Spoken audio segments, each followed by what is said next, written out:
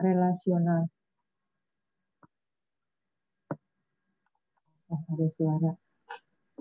Direkod ternyata kita. Oke. Yang keempat, relasional. Nah, yang menyangkut fisiologis itu apa terkait diagnosis keperawatan ini? Contohnya yang terjadi pada masalah pernafasan, sirkulasi, nutrisi dan cairan, ya, dan seterusnya sampai ke reproduksi dan seksualitas. Kalau perilaku, ya, psikologis, bukan perilaku, psikologis maksud saya, itu terkait rasa nyaman, ya, jadi nyeri dan kenyamanan, psikologis, integritas ego, pertumbuhan dan perkembangan itu menyangkut psikologis, ya, kategoriannya seperti ini. Kemudian yang menyangkut perilaku di sini terkait kebersihan diri, penyuluhan dan pembelajaran, ya, jadi kalau edukasi, masalah edukasi masuk di perilaku. Yang relasional, interaksi sosial, ya. Ini nanti ada contoh-contoh diagnosanya juga. Jadi ada 4 kategori dan subkategorinya banyak, gitu ya. Kakang nih sebentar ya, semoga mau diturunkan. Caranya kalau kakang menurunkannya gimana nih? Oke. Sudah mau. Baik, saya lanjutkan lagi terkait diagnosis keperawatan. Ada yang negatif, ya, yang bermasalah tentu negatif, ya. Ada yang aktual, ada yang risiko. Kemudian kalau yang menyangkut positif, berarti menyangkut diagnosa kesejahteraan. Contohnya di sini adalah promosi kesehatan. Kalau yang negatif itu masalah yang paling dirasakan, yang nyata, itu aktual, ya, sesak nafas, ya, berhentian jalan nafas, gangguan pola nafas. Kalau yang resiko, misalnya resiko cedera, resiko jatuh, gitu. Contoh sederhananya. Nah, membuat diagnosa keperawatan, ya, kalau diagnosa aktual itu harus ada etiologi, ya, atau penyebab, ada sign and symptom, ya, tanda itu signs, ya, gejala itu simptom, ya. Jadi ada problem, ya, ada masalah, ada penyebabnya, ya, ada etiologi, ada, ya, sign simptomnya, begitu. Kalau yang di bahasa Inggris itu PAS, problem, etiologi, and symptom, ya. Kemudian pada diagnosis resiko itu tidak ada tanda dan gejala mayor maupun minor. Namanya juga risiko, ya, bukan aktual. Kalau promosi kesehatan, artinya di sini individunya itu ada keinginan atau motivasi untuk meningkatkan kesejahteraan atau kondisi kesehatan yang lebih baik atau yang lebih optimal lagi. Nanti ada contohnya, ada middle, ya.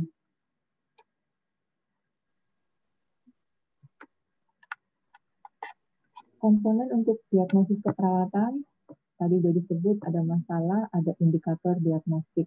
Nah, kita lihat satu persatu.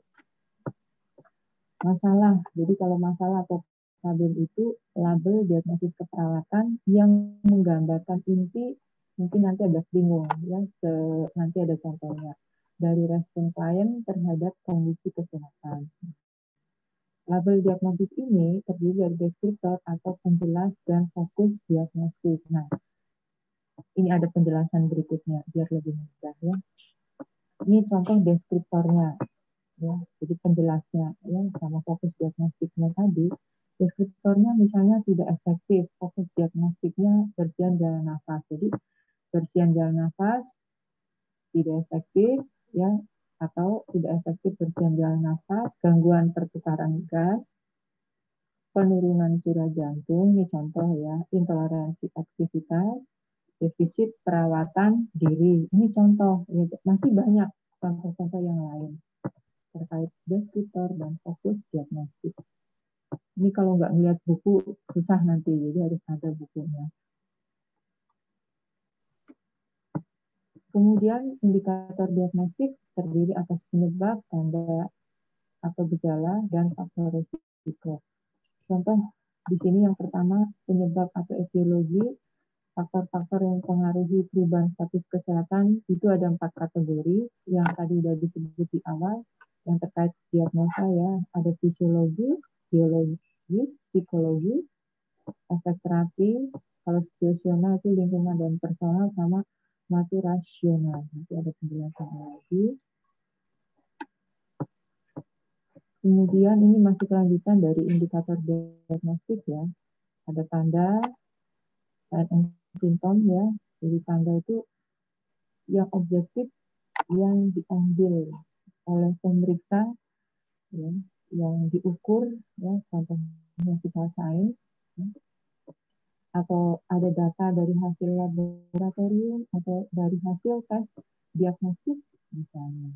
Kalau gejala ya itu subjektif berarti semuanya dari hasil anamnesis atau hasil dari wawancara kita kepada pasien. Misalnya badan terasa lemah, nah perawat kan nggak bisa merasakan lemah, atau pasien mengeluh mual, pasien yang bisa merasakan, kita nggak bisa ikut mual. Tapi kalau misalnya angka objektif, kita bisa lihat suhunya 38. Objektif. Kemudian tanda dan gejala itu ada 2 kategori, yang mayor dan minor. Biasanya untuk diagnosa itu aktual itu udah 80% sampai 100% untuk memvalidasi dari diagnosis yang kita buat.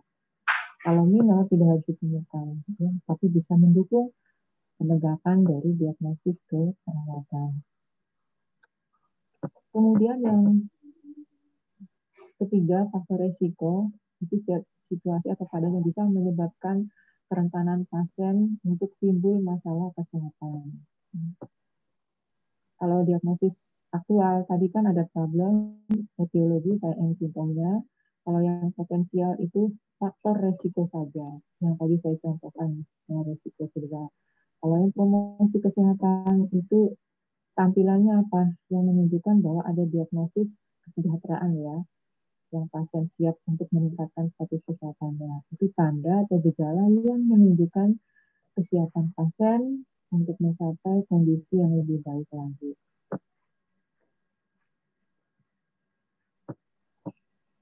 Nah, bagaimana proses dalam penegakan diagnosis keperawatan? Ya, tadi kita sudah pertama itu pastikan dalam proses perawatan melakukan pengkajian asesmen ya. Jadi pengkajian asesmen yang pertama supaya kita memiliki data. Jadi harapannya pada saat pengkajian itu pengkajian kan pendekatannya head to toe ya, kemudian melakukan pemeriksaan fisik ya, kalau ada hasil tes diagnostik datanya ada, kemudian ada data dari hasil pemeriksaan laboratorium, lalu kita bisa buat analisis data. Jadi dibandingkan dengan nilai normal, kalau itu hasil lab ya, kemudian dikelompokkan data, mana yang subjektif, mana yang objektif ya. Kemudian dilanjutkan lagi dengan identifikasi masalah, pisah mana yang aktual masalah keperawatannya, mana yang resiko, atau mana yang buat promosi kesehatan. Setelah diidentifikasi, ya, yang ketiga hal tadi, mana yang aktual, resiko, atau promosi kesehatan, dilanjutkan dengan perumusan diagnosis keperawatan. Ya, jadi kalau misalnya aktual, berarti ada masalah PD ini berhubungan dengan penyebab itu dibuktikan dengan tanda dan gejala. Rumusannya ini, rumusan dalam diagnosa keperawatan yang sifatnya aktual. Harus ada masalah, ya. Masalahnya berhubungan dengan penyebab. Penyebabnya apa? Nanti dicari tahu, ya. Tergantung analisa data kita, nanti ada contohnya kok. Dibuktikan dengan, ya, biasanya kita menyebut dulu itu ditandai dengan. Nah, kalau sekarang menyebutnya adalah dibuktikan dengan tanda dan gejala. Kalau yang resiko itu ada masalah dibuktikan dengan faktor resiko. Kalau yang promosi kesehatan, masalah dibuktikan dengan tanda atau gejala atau kesiapannya. Ya. Sekarang kita lihat satu persatu terkait penulisan diagnosa keperawatan. Yang aktual dulu ya, masalah berhubungan dengan penyebab dibuktikan dengan tanda dan gejala. Masalah berhubungan dengan penyebab dibuktikan dengan tanda atau gejala. Contohnya di sini, ya, yang SDK ini, bersihan jalan nafas tidak efektif. Ini kalau masalah keperawatannya gangguannya di respirasi yang visual tadi ya. Contohnya ini, bersihan jalan nafas tidak efektif berhubungan dengan spasme jalan nafas dibuktikan dengan batuk tidak efektif, sputum berlebih, ya, mengi, ya juga ada wheezing, ada suara nafas tambahan, dyspnea, gelisah. Nah, ini penulisan 3 bagian yang aktual tadi ya. Jadi ada masalahnya adalah bersihan jalan nafas tidak efektif, ada etiologi, ya etiologinya apa, spasme jalan nafas, sign simptomnya apa, ini dia ya, batuk tidak efektif, sputum berlebih, wheezing, ya suara nafas tambahan, sesak nafas, dyspnea, dan gelisah. Semoga bisa dipahami. Nah, untuk penulisan diagnosa resiko, jadi 2 bagian, kalau tadi 3 bagian karena aktual. Yang resiko dan promosi kesehatan itu 2 bagian ya. Masalah dibuktikan dengan faktor resiko. Contohnya resiko aspirasi dibuktikan dengan tingkat kesadaran menurun. Nah, jadi pasien-pasien kita yang kesadarannya menurun, resiko aspirasi. Jadi kalau misalnya nggak sadar, pasiennya diberi minum lewat mulut, bahaya itu bisa aspirasi, maka resiko aspirasi. Kalau diagnosa promosi kesehatan, ini juga 2 bagian, jadi masalah dibuktikan dengan tanda atau gejala. Contohnya di sini yang terkait diagnosa promosi kesehatan atau kesejahteraan, wellness ya. Kesiapan peningkatan eliminasi urin dibuktikan dengan pasien ingin meningkatkan eliminasi urin, jumlah dan karakteristik urin normal. Terkait contoh-contoh diagnosa keperawatan itu kan macam-macam ya. Jadi banyak contohnya, ini hanya salah satu yang bisa saya contohkan. Tidak muat kalau ditulis semuanya. Kemudian yang diagnosis keperawatan ini saya contohkan yang muncul pada sistem renal. Contohnya hipervolemia, ya. Pola nafas tidak efektif, gangguan eliminasi urin dan nyeri akut. Ini contohnya aktual ya, hipervolemia berhubungan dengan gangguan mekanisme regulasi dibuktikan dengan dyspnea, edema nasarka, edema perifer, berat badan meningkat. Nah, kalau terkait SLKI nanti yang kedua, Suster Margareta akan menjelaskan, nanti beliau mungkin punya contoh terkait kebidanan gitu ya. Ini karena terkait KMB, jadi contoh saya terkait diagnosa ini nanti keseimbangan cairan meningkat. Tetapi bagaimana membuat SLKI nanti Suster Marga akan menjelaskan lebih lanjut. Jadi di sini saya hanya menjelaskan bagaimana membuat standar diagnosa keperawatan menurut TPNI melalui buku SDKI. Itu urut-urutannya demikian ya, yang aktual. Ini SLKI-nya seperti ini nanti. Nah, bagaimana nanti mendokumentasikan secara manual atau melalui komputer, nanti ada cara-caranya, Suster Margareta akan menjelaskan lebih jauh lagi. SLKI-nya, ini nanti Ibu TJ yang akan menjelaskan. Ibu TJ juga akan punya contoh sendiri khusus membahas psiki intervensinya seperti apa. Ya. Jadi kalau di psiki ini saya hanya mencontohkan secara singkat, nanti ada observasi, ada terapeutik, ada edukasi, dan kolaborasi. Nanti materi ini akan saya bagikan karena waktunya juga sudah 30 menit. Baik, terima kasih. Untuk selanjutnya, pemateri kedua akan disampaikan oleh Suster Margareta Martini, SPC BSN MSN. Waktu dan tempat saya persilahkan. Terima kasih.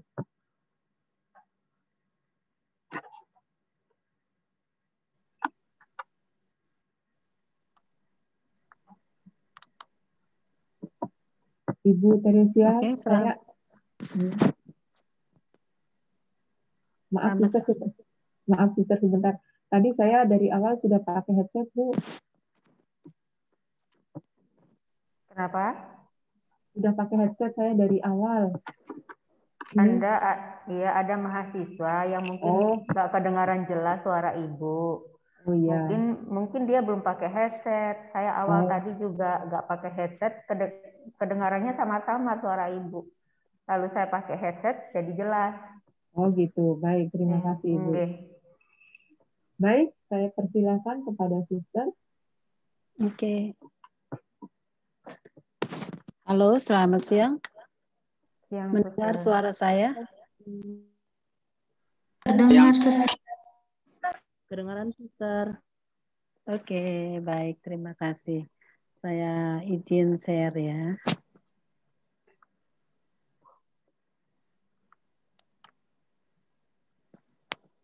Terus.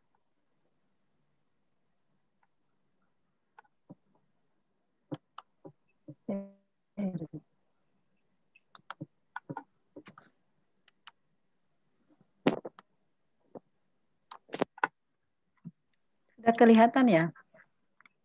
Sudah, suster. Sudah, suster.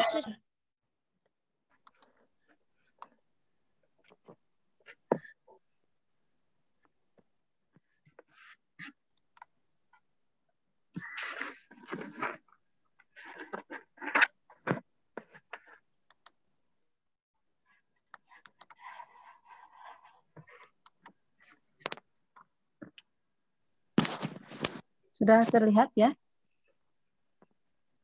Mantap. Sudah. Oke, baik. Selamat siang. Apa kabar semuanya? Luar biasa baik, suster.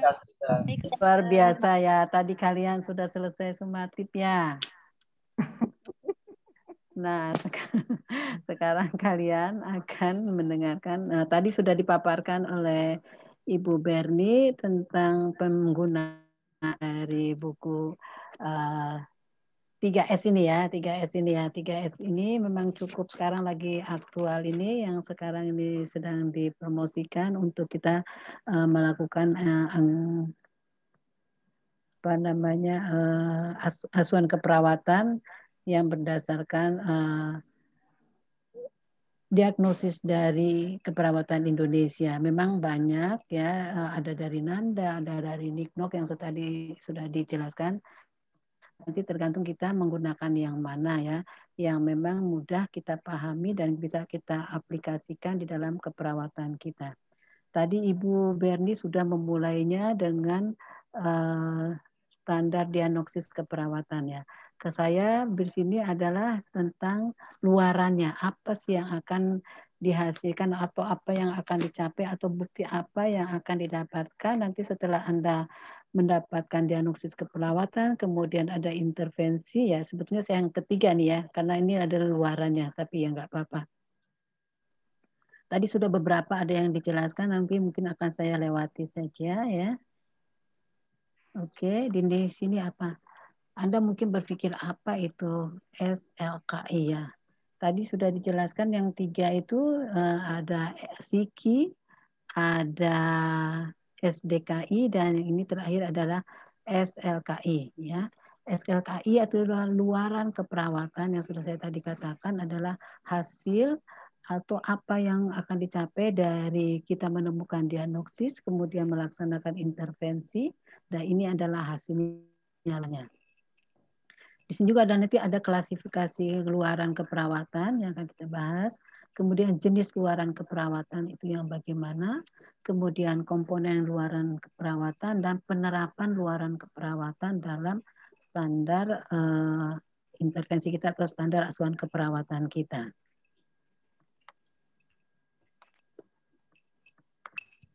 Sorry. Kemudian ini.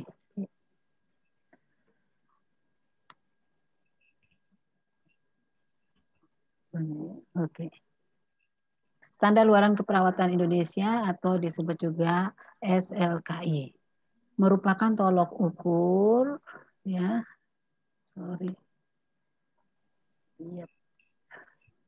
Merupakan tolok ukur yang dipergunakan sebagai pedoman penentuan luaran keperawatan dalam rangka memberikan asuhan keperawatan yang aman, efektif dan etis ya.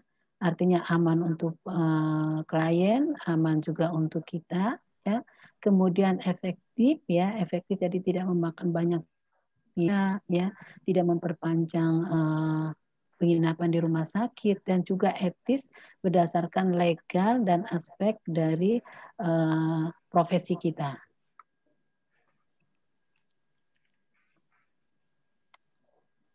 Nah, ini. Dalam menyusun SLKI telah disesuaikan ya dan dikembangkan dari standar praktik keperawatan Indonesia yang dikeluarkan oleh PPNI tahun 2009. Nanti ada beberapa saya kasihkan videonya bagaimana mereka merancang 3S ini ya dengan beberapa tahap yang sungguh-sungguh memang pakar yang mengadakan diskusi untuk memunculkan diagnosis ini atau 3S ini ya. Jadi bukan hanya orang-orang yang biasa, tetapi memang pakar-pakar dari asuhan keperawatan itu sendiri ya, yang akan menjadikan suatu pedoman ya, pedoman untuk kita melakukan asuhan keperawatan. Jadi memang wadah kita atau payung kita adalah di bawah PPNI. Nanti kalian kalau sudah selesai studinya baik akademik maupun nurse, Anda akan menjadi anggota dari asosiasi ini. Luaran keperawatan ya, itu di sini ada luaran keperawatan atau outcome, tadi sudah dijelaskan oleh Ibu Berni, yaitu aspek-aspek yang dapat diobservasi dan diukur meliputi kondisi ya, kondisi klien tentunya, lalu juga perilaku yang melaksanakan dan yang menerima pelaksanaan, atau persepsi dari pasien, keluarga maupun komunitas ya, karena ini adalah asuhan keperawatan kita tidak hanya pada pribadi tapi juga pada keluarga dan pada komunitas. Contohnya saja ya, kalau kita perawatan maternitas kita sudah tahu kalau ibu melahirkan itu bukan hanya ibunya yang sulit atau yang susah atau yang sakit atau yang merasakan, ya baik itu ada suami, ada keluarga, ada nenek, ada keluarga yang lain, bahkan kalau misalnya dia anak pertama pasti akan ini kan komunitasnya di mana mereka hidup ini juga akan mempengaruhi dari klien itu sendiri atau ibu itu sendiri ya. Sebagai respon terhadap intervensi dan keperawatan. Contohnya nilai budaya tertentu dari misalnya Dayak, Jawa, Flores, atau ini pasti berbeda dengan budaya dari Banjar ini sendiri ya.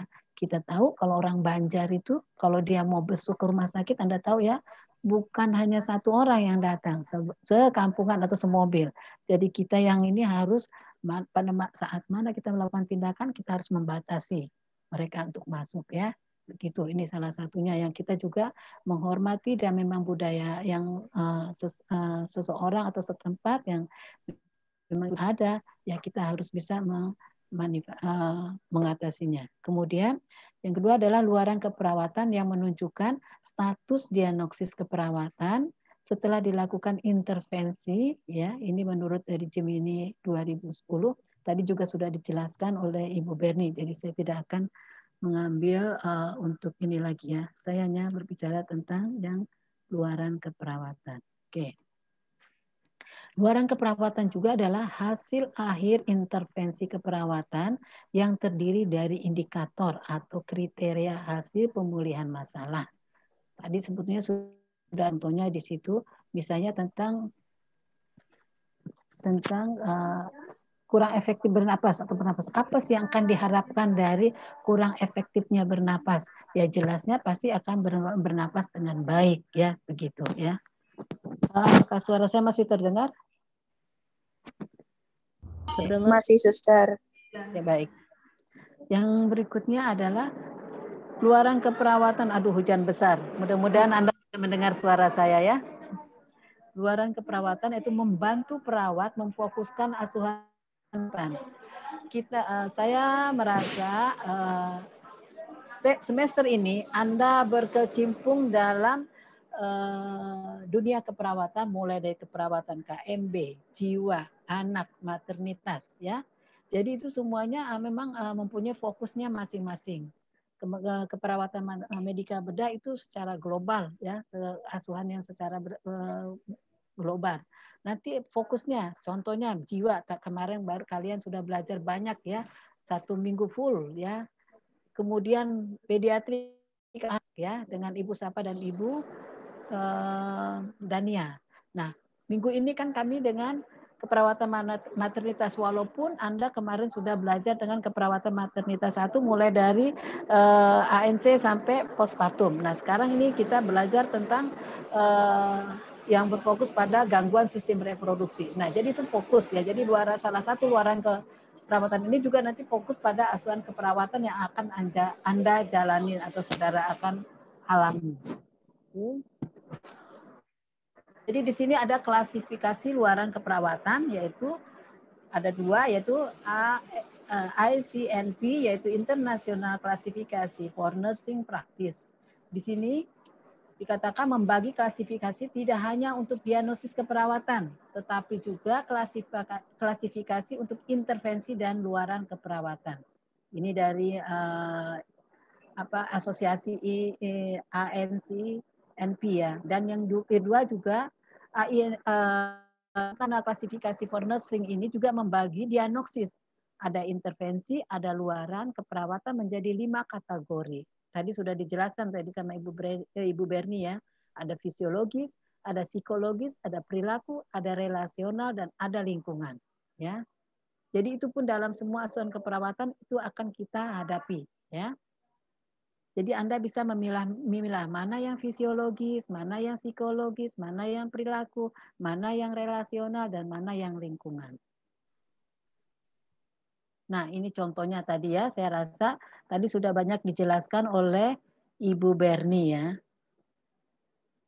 Psikologis, respiratori, contoh-contohnya yang ini saya rasa ini memang secara umum yang bisa diinikan supaya mempermudah Anda tidak terpecah-pecah ya. Jadi satu dulu, nanti setelah Anda terjun, Anda bisa mengenal, oh harus secara fisiologis mana sih yang bisa kita ambil secara fisiologis, mana yang bisa yang fisiologis ya, contohnya tadi nyeri ini ya, kemudian perilaku, ya, perilaku paling ini mencakup ke PHBS. Kalau relasional berarti interaksi sosial dengan sesama. Tadi kan kita sudah tahu kalau keperawatan itu ada 5 fokusnya, entah dengan klien, klien sendiri, dengan keluarga, maupun lingkungan atau komunitas di mana mereka hidup atau mereka tinggal. Lingkungan juga keamanan dan proteksi. Keamanan, misalnya contoh lansia, ingat lansia. Kalau lansia berarti untuk dia mencegah paling ini adalah cedera jatuh. Sebelum kita ini kita harus memasang pagar pengaman. Pengaman, kemudian juga kita berikan apa? Misalnya bel atau tanda supaya dia kalau ada apa bisa panggil. Pasien stroke, nah itu contohnya juga. Nah misalnya juga di keperawatan maternitas bayi baru lahir ya, bayi baru lahir kita taruh di box yang memang aman ya. Kita sudah lihat jangan sampai nanti dia entah karena kepanasan lampunya atau kalau kurang amannya bisa terjatuh atau apa. Begitu ya, saya rasa. Ini jenis luaran keperawatan, ada yang tadi sudah dijelaskan oleh Ibu Berni juga ya, luaran negatif dan positif ya. Kalau misalnya dia ini luaran negatif menunjukkan kondisi, perilaku atau persepsi yang tidak sehat ya, yang tidak sehat sehingga penetapan luaran keperawatan ini mengarah pemberian intervensi keperawatan yang bertujuan untuk menurunkan ya. Kemudian yang positif itu memberikan intervensi keperawatan yang bertujuan untuk meningkatkan atau memperbaiki. Jadi kalau negatif menurunkan dari misalnya hipertensi, ya hipertensi dia tekanan darahnya tinggi. Jadi kita intervensi itu menurunkannya. Kalau misalnya yang positif dia memperbaiki, misalnya dengan tadi sudah dijelaskan tentang saluran pernapasan. Kalau dia tidak bisa bernapasan dengan pola napas, bagaimana kita memperbaikinya supaya dia bisa bernapas dengan baik. Ini contoh-contohnya tadi ya, contohnya sudah jelas ya, ada diberikan oleh Ibu Berni, yaitu tentang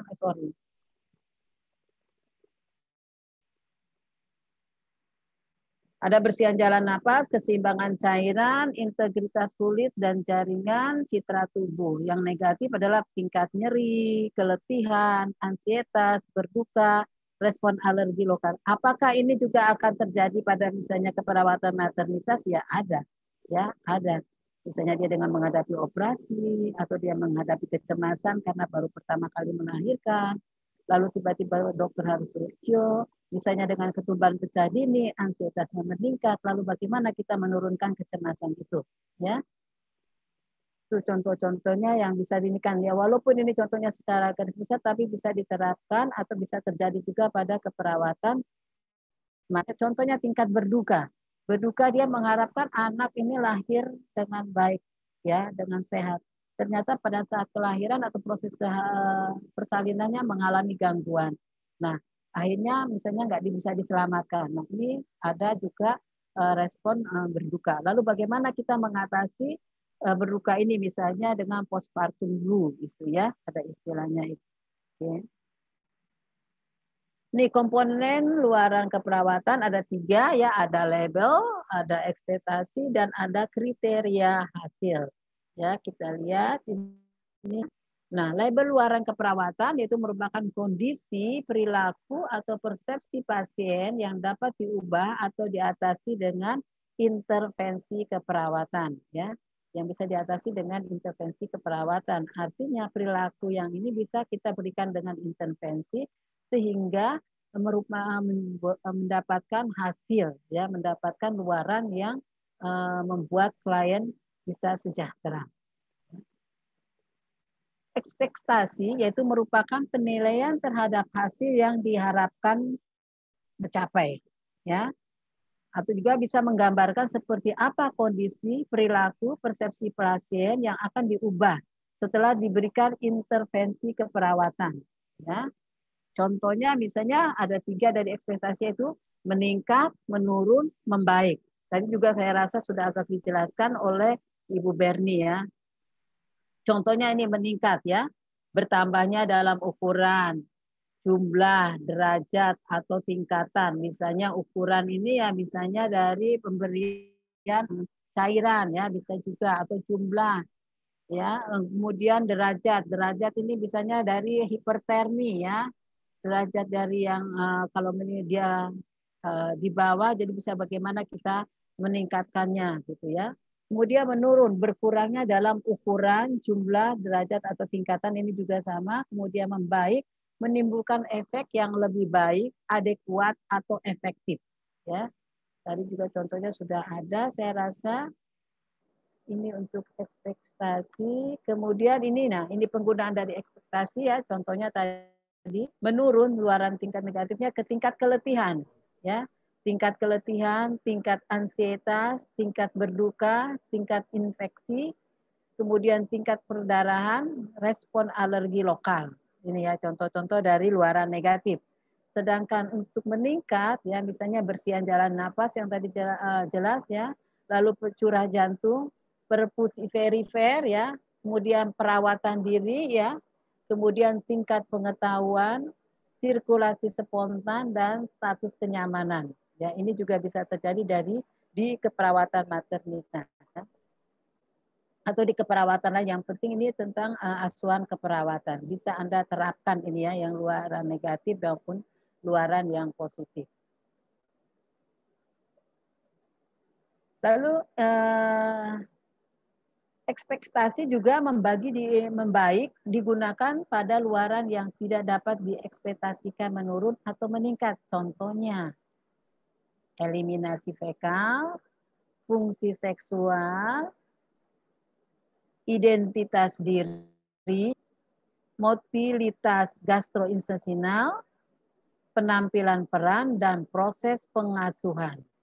Ya, ini yang tidak bisa diekspresikan menurun atau meningkat. Kalau tadi kan menurun meningkat itu jelas ada ukurannya, ada skalanya ya. Kalau ini kan tidak bisa kita ukur atau kita ini kan dengan skala. Nah, sedangkan untuk kriteria hasil yaitu merupakan karakteristik pasien yang dapat diamati atau diukur oleh perawat dan dijadikan sebagai dasar untuk menilai capai intervensi keperawatan. Jadi karakteristik pasien yang dapat diukur atau diamati, ya. Contohnya tadi itu nyeri sudah jelas ya, bisa diukur, bisa diamati ya. Diukur beberapa skalanya, diamati bagaimana situasinya. Ya, oke.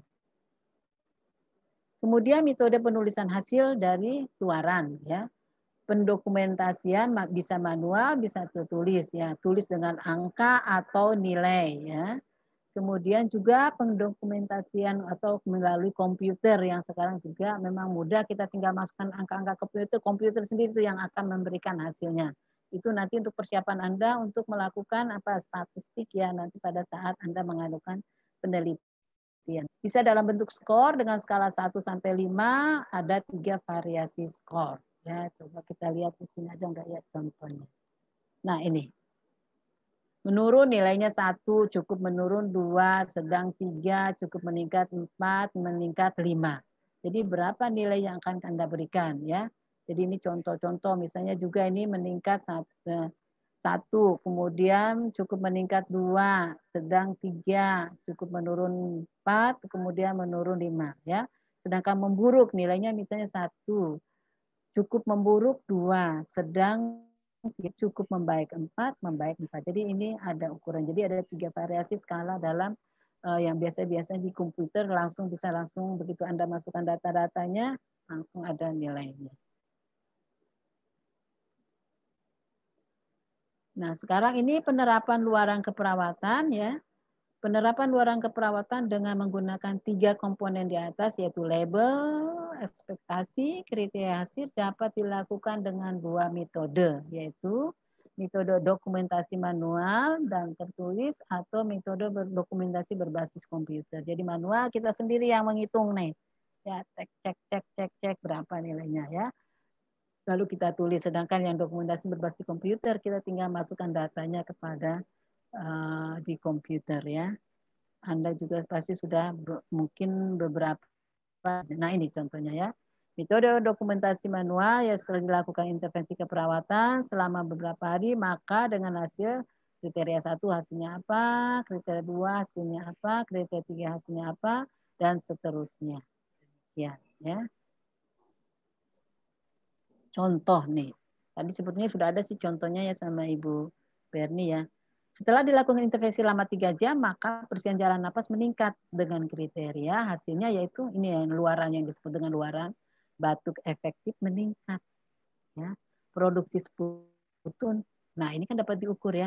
Dia tadinya batuk setelah diberikan intervensi, misalnya dengan terapi dada, ya bisa dilakukan ternyata setelah dia ini hasilnya produksi sputumnya menurun. Kemudian batuk efeknya meningkat. Jadi tadinya tidak bisa membatukkan, nah sekarang bisa. Mengi menurun, bunyi nafas menurun. Ya, frekuensi nafas 12 sampai 20 kali per menit ini normal atau enggak? Ayo, ya. Jadi kalau dia bisa enggak ini di bawah ini berarti enggak normal, di atas ini berarti abnormal juga. Nah ini yang normal. Nah bagaimana itu? Jadi hasilnya sudah kelihatan jelas. Oke. Nah ini model dokumentasi berbasis komputer ya. Tadi batuk efektif skalanya 5. Ya tadi kan ada nilainya sangat baik, menurun, meningkat ya. Jadi itu yang harus kita lihat dengan ininya. Ya, ini setelah dilakukan intervensi keperawatan selama 3 jam, maka bersihan jalan napas meningkat dengan kriteria hasil batuk efektif 5, jadi meningkat. Ya, kemudian produksi sputum 5, mengi 5, frekuensi napas 5. Ya, oke. Nah ini contoh lagi ya. Nah ini contoh dari keperawatan maternitas nih contohnya. Ketidaknyamanan pasca partum berhubungan dengan involusi uterus, luka episiotomi ditandai dengan klien mengeluh tidak nyaman pada areal perut, tampak meringis, berkeringat berlebihan, terdapat kontraksi uterus. Ya. Jadi ketidaknyamanan itu berkaitan dengan adanya involusi ya memang ini normal fisiologi sebetulnya ya. Kalau tidak ada yang ini uterusnya nggak mungkin dia terbuka terus. Dia harus berkontraksi ya sehingga bisa kembali ke awal. Lalu luka episiotomi ya ditandai dengan krim menyulut tidak nyaman pada area.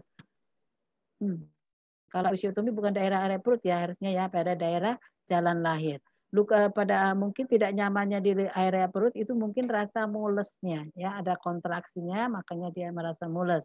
Lalu kita lihat ininya tampaknya apa yang bisa kita ukur oh ibunya merasa sakit itu langsung mukanya meringis Aduh sakit. Nah itu jadi kita bisa melihat. Lalu misalnya berkeringat saking apa namanya skalanya tinggi bisa berkeringat berlebihan atau sampai dia keringat dingin ya.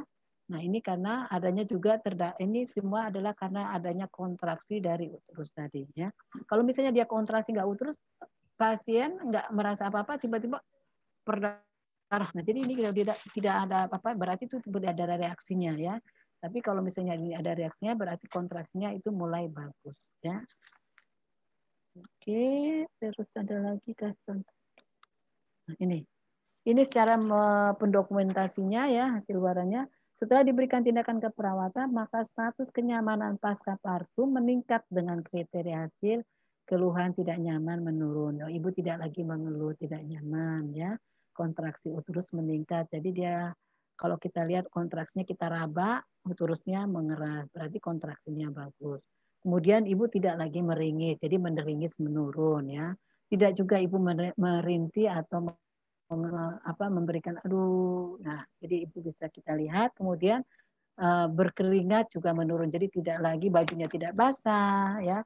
Ibu tidak teraba dingin atau keringat tidak kita bisa di dalam kulit perutnya kulit tubuhnya kita bisa raba aman atau hangat ya. Sorry. Pendokumentasian secara komputer ya setelah diberikan tindakan keperawatan maka status kenyamanan pasca partum meningkat dengan kriteria ya keluhan tidak nyaman menjadi 1, kontraksi uterusnya menjadi bagus ya 5 meningkat, meringis menjadi 1 ya turun, kemudian merintih juga turun jadi 1, berkeringat juga menurun jadi 1. Nah itu ya contoh ininya jadi kita bisa melihat bisa observasi. Kemudian intervensi dari SLKI yaitu intervensi utamanya yaitu manajemen nyeri misalnya ya, kemudian terapi relaksasi ya. Relaksasi kita sebagai terapi relaksasinya itu ya mengajarkan ya mengalihkan nyerinya dengan hal yang menyenangkan bagi pasien ya. Bisa membaca buku, bisa mendengarkan TV atau pada saat kelahiran dia ibunya suruh lihat bayinya ini mirip siapa ya, udah bisa apa ya gitu ya.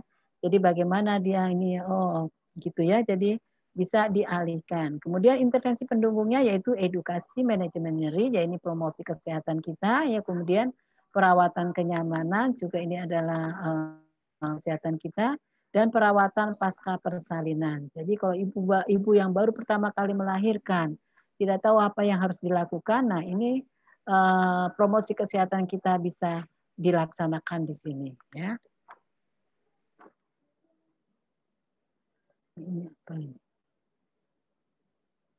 Ini manajemen nyeri contohnya di sini tadi ya. Identifikasi lokasi, karakteristik ya, durasi, frekuensi, kualitas, intensitas dan skala nyeri. Jadi kalau Anda mengambil diagnosis keperawatan penting. Anda harus punya lokasinya ditanya, Bu, nyerinya di daerah mana, Bu? Ya. Kemudian bagaimana cara nyerinya? Seperti tusuk-tusuk kah, seperti diremas-remas kah, atau seperti dipilin ya gitu. Durasinya tanyakan, Ibu berapa lama nih nyerinya? Sejak kapan, Bu? Nah, lalu frekuensinya berapa lama? Kualitasnya seperti apa ya? Sangat nyeri sekali atau masih bisa ditoleransi atau bagaimana ya. Intensitas hanya. Jadi skala nyeri juga Anda sudah tahu ada gambar tentang skala ya dari sekian sampai sekian. Silakan Ibu memilih Ibu yang menurut Ibu skala Ibu nyeri itu berapa. Bukan kita yang menginginkan tetapi klien sendiri yang mengukurnya. Oke. Kemudian di sini juga identifikasi respon nyeri nonverbal ya. Jadi kalau biar nonverbal dilihat kita seperti tadi kita lihat ibu meringis atau apa kita kelihatan ya. Terapeutiknya ya berikan non farmakologis dulu kita karena kita sebagai seorang perawat ya untuk mengurangi rasa nyeri. Tadi kalau misalnya nggak bisa dialihkan kita juga bisa memberikan misalnya dengan air hangat kah atau apa ya. Kemudian kontrol lingkungan yang memperberat nyeri, misalnya keributan, ketidaknyamanan untuk klien ya. Jadi itu bisa, ibu lagi ini silakan, yang lain mungkin bisa silakan untuk tunggu di luar dulu. Jadi mungkin dia mau masuk menyendiri atau bagaimana. Kemudian fasilitasi istirahat dan tidur ya. Jadi misalnya kalau banyak pengunjung, ibu-ibu kalian mau istirahat dulu, silakan untuk keluar dulu atau bagaimana gitu ya. Kemudian edukasi ya, ajarkan teknik non farmakologis untuk mengurangi nyeri. Saya kira itu sudah. Nah, terakhir kalau tindakan ini sudah kita tidak bisa lakukan, ibu masih mengeluh nyeri, baru kita kolaborasi dengan dokter. Masih ada? Oh, ini perawatan kenyamanan, ini contoh-contohnya ya. Saya rasa nanti ini saya berikan ininya kepada kalian ya supaya ada edukasi ajakan. Nah, ini saya rasa sudah. Nah, ini udah referensinya. Ini ada YouTube yang saya akan sharingkan kepada Anda. Anda bisa membukanya. Ini tentang keperawatan maternitas. Silakan Anda membuka YouTube ini. Saya rasa mungkin dari saya itu saja, Ibu Berni. Terima kasih. Baik, Suster Margareta, terima kasih banyak telah memaparkan terkait standar gelaran keperawatan Indonesia. Untuk pemateri berikutnya, Saya tutup ya ini ya. Iya, Stop Suster. sharing ya. Terima kasih. Iya, Suster. Untuk waktu berikutnya, saya persilahkan kepada Ibu Teresia Jamini melanjutkan yang terakhir tentang standar intervensi keperawatan Indonesia. Waktu dan tempat, saya persilahkan. Terima kasih. Baik, terima kasih Ibu Berni, pemateri plus moderator. Teman-teman, apakah masih semangat? Masih, Bu. Masih, Masih, ya. Bu. Masih, Bu. Alhamdulillah, syukur puji Tuhan kalau masih semangat ya. Baik, Terima kasih, Bu. saya izin share dulu ya.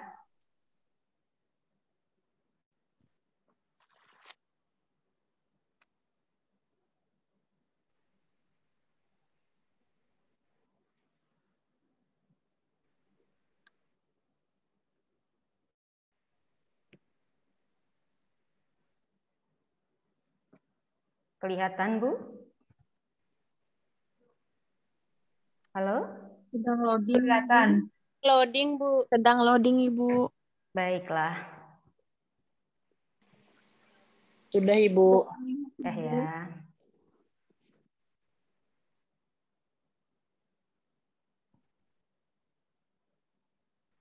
Saya mau besarkan slide-nya. Ya. Merah menyala. Oke. Kelihatan ya, gede ya. Baik. Terima kasih atas kesempatan yang diberikan kepada saya. Pada kesempatan ini saya akan memaparkan tentang standar intervensi keperawatan Indonesia atau biasa kita sebut dengan SIKI ya. 3S S yang terakhir adalah SIKI, Standar Intervensi Keperawatan Indonesia. Oke, ruang lingkup pembahasan kita pada sore hari ini adalah latar belakang dan landasan hukum SIKI, standarisasi intervensi keperawatan, komponen-komponen SIKI, dan tautan atau link SDKI sampai ke SIKI. Baik, latar belakang dari SIKI ataupun SDKI ataupun SLKI berlatar belakang pada Undang-Undang Keperawatan Nomor 38 Tahun 2014 ya, yang sudah disampaikan Ibu Berni maupun sudah disampaikan oleh Suster Margareta. Nah, berlatar belakang masih kelihatan kah, Suster? Ya. Oh, ya, berlatar belakang Undang-Undang Keperawatan Nomor 38 Tahun 2014. Nah, untuk intervensi itu siapa saja sih yang boleh mengerjakan? Oh, ternyata pendidikan vokasi. Pendidikan vokasi itu mereka yang tamatan D3. Kemudian nurse generalisasi, itu perawat umum ya, perawat umum yang belum punya spesialisasi. Kemudian perawat yang spesialisasi dan juga perawat yang subspesialisasi. Nah, kalau kita yang tidak punya spesialisasi ini ya nurse generalis gitu ya. Lalu kemudian kita punya standar asuhan keperawatan yang distandarisasi itu apa saja? Diagnosis, ya, intervensi dan juga luaran. Itu tadi yang 3 hal tadi, 3S tadi ya, diagnosa, intervensi dengan kriteria hasil.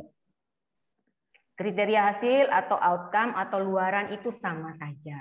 Kemudian untuk standar asuhan keperawatan ini kita berpatokan pada apa? Pada standar kinerja profesional, yaitu penjamin mutu, berpendidikan, ya, riset atau penelitian, etika, keperawatan, dan juga penilaian kinerja. Baik, proses keperawatan dan standar asuhan keperawatan ini kita lihat di sini mencakup 5 hal, yaitu pengkajian, diagnosis, perencanaan, implementasi, dan evaluasi. Nah, di sini diagnosis itu yang distandarisasi, yang disebut sebagai standar diagnosa keperawatan Indonesia. Kemudian pada perencanaan itu disebut sebagai standar luaran keperawatan Indonesia, dan setelah kita melakukan proses asuhan keperawatan mulai dari pengkajian sampai evaluasi, ya, nanti hasil luarannya itu disebut sebagai standar luaran keperawatan Indonesia. Ya, sudah dijelaskan Ibu Berni dengan diagnosa keperawatan dan juga dijelaskan oleh Suster Margareta dengan standar luaran keperawatannya. Nah, ini standar asuhan keperawatan berdasarkan DPP-PNI. Setelah melihat tanda dan gejala, kita menganalisa dan menemukan diagnosa keperawatan. Ya, setelah menemukan diagnosa masalah keperawatan atau diagnosisnya, kita mulai memikirkan bagaimana intervensinya, ya, bagaimana intervensinya. Apa sih tindakan yang mau kita lakukan untuk mengatasi permasalahan tersebut? Ternyata pada intervensi itu mencakup 4 bagian. Ya, jadi 4 bagian ini ada observasi, ada terapeutik, ada edukasi, dan ada kolaborasi. Sudah dijelaskan panjang lebar oleh Suster Margareta untuk mengatasi masalah itu ternyata dengan melakukan berbagai macam intervensi. Nah, intervensi ini tidak boleh lepas satu sama lain, ya, dimulai dari observasi, terapeutik, edukasi, dan kolaborasi. Teman-teman, biasanya kita melakukan perencanaan tindakan itu kita memulainya dari observasi. Jangan sampai belum melakukan observasi teman-teman sudah masuk kepada terapeutik, edukasi, atau kolaborasi.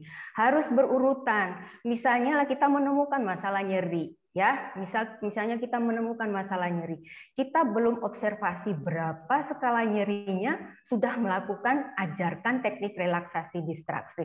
Emang sudah tahu skalanya berapa, kan gitu ya. Jadi diobservasi dulu skalanya tuh berapa, ya. Kalau sudah tahu skalanya 2, kalau skalanya 2 ya pasti itu harus berkolaborasi memberikan obat analgesik. Ya, jadi ditekankan sekali lagi untuk intervensi itu harus berurutan, mulai dari observasi, terapeutik, edukasi, kolaborasi. Ya, jangan sampai sebelum observasi Anda sudah masuk ke terapeutik. Yang lebih jahat lagi, belum observasi sudah masuk ke kolaborasi. Ya, teman-teman, perlu diingat sekali lagi untuk intervensi harus berurutan. Oke. Standar asuhan keperawatan ini selain diagnosis dan intervensi ada luarannya, ya. Setelah menganalisis ternyata masalah keperawatannya nyeri. Nyeri ini dilakukan dengan intervensi, hasilnya seperti apa? Ya, nyeri berkurang misalnya. Nah, itu dinamakan luaran. Ya. Jadi teman-teman, untuk standar asuhan keperawatan ini 3S itu tidak bisa terlepas satu dengan yang lain. Mereka 3 ini menjadi satu kesatuan yang utuh. Kalau Anda mau memakai buku SDKI, nanti luarannya juga harus pakai yang SLKI. Dan intervensi juga pakai yang SIKI. Ya, jangan diagnosanya pakai SDKI, nanti luarannya pakai Nanda. Nanti intervensinya pakai Linda Jual Kapernito. Sebisa mungkin untuk melakukan asuhan keperawatan, pakailah 3 buku ini. Mudah-mudahan teman-teman semua punya 3 buku ini masing-masing ya, yang punya SDKI, SLKI, dan punya SIKI. Karena kalau membuat asuhan keperawatan harus punya 3 ini. Jangan sampai diagnosanya ambil di SDKI, yang di luarannya pakai Linda Jual Kapernito, nggak bisa ya. Jadi itu sudah satu kesatuan. Kalau mau pakai ini, pakai standar asuhan keperawatan yang dibuat oleh PPNI, silakan memakai buku 3S. Ya, jadi untuk kedepannya RLE ini ya Ibu Berni ya, itu kita sudah mulai dengan 3S. Iya Bu. Tidak lagi memakai buku yang lain. Bukan berarti buku yang lain itu nggak bagus, tidak. Ya, tapi kalau kita sudah punya komitmen memakai SDKI, SLKI, SIKI untuk melakukan asuhan keperawatan pada RLE 4, berarti teman-teman harus punya buku ini. Ya, mau tidak mau harus memiliki ini. Baik, mengapa perlu distandarisasi? Pertama, untuk memudahkan panduan penyusunan intervensi keperawatan. Yang kedua, untuk penyeragaman istilah. Ya, kalau kita semua memakai standar asuhan keperawatan yang dibuat oleh PPNI, pasti perawat yang dari Sabang sampai Merauke kita mempunyai keseragaman istilah yang sama. Ya. Yang berikut adalah perluasan ilmu keperawatan. Yang ketiga, pengembangan sistem informasi. Itu tadi ya, yang sudah memakai sistem komputerisasi dan lain sebagainya tadi sudah dijelaskan oleh Suster Margareta. Kemudian berikutnya adalah pembelajaran decision making bagi peserta didik keperawatan. Yang berikutnya adalah penentuan biaya pelayanan kepada perawat. Itu tadi yang sudah disampaikan Suster Margareta juga. Kemudian yang terakhir adalah pengkomunikasian keperawatan intraprofesi dan interprofesi kesehatan. Tadi sudah dijelaskan baik sekali oleh Ibu Berni tadi di awal pemberian materi pertama tadi ya, tentang komunikasi keperawatan antara intraprofesi dan interprofesi. Oke. Keunggulan yang harus dimiliki standar intervensi keperawatan. Keunggulannya pertama, komprehensif. Intervensinya itu generalis, juga spesialis. Kemudian menyangkut fisiologis dan psikologis. Intervensinya kuratif, preventif, dan promotif. Intervensinya itu tidak hanya pada individu, tapi keluarga dan juga komunitas. Intervensinya itu direct care dan juga indirect care. Dan intervensi yang berikutnya adalah independen dan kolaboratif. Tidak hanya independen, tapi dia juga berkolaboratif dengan disiplin ilmu yang lain. Dan intervensi ini berbasis riset, berbasis penelitian.